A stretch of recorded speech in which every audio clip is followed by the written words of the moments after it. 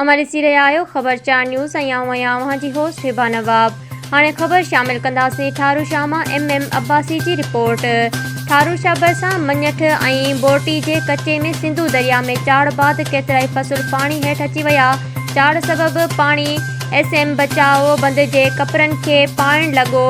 आपाशी अमलदार चूंडियल नुमाइंदनि के बि उपाउ न वरिता। रहवासियुनि जो साह मुठ में अची वियो।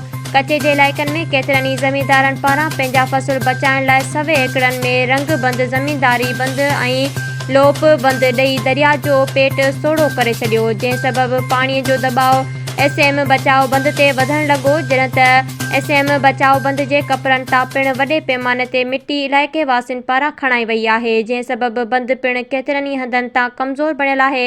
पर आपाशी अमलदार हिन महल ताईं बंदनि तां ग़ाइबु आहे। रहवासियुनि पारां फौरी तौरु बंदनि जी पिचिंग कराइण ऐं बंदनि खे मज़बूत कराइण जो मुतालबो कयो वियो आहे।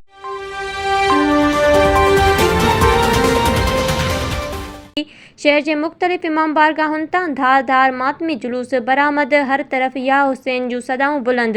सिक्योरिटी जा इंतज़ाम इंतहाई सख़्त। मातमी जुलूस शहर जे मुख़्तलिफ़ रूटनि तां बरसाती पाणी मां गुज़रण लॻा। मुख़्तलिफ़ इमाम बारगाहुनि ते मजलिस अज़ा जारी आहे। जॾहिं त अॼु सैयद अहमद शाह बुखारी जे पिण तां इमाम हुसैन अलैहिस्सलाम जी सेज बरामद थींदी।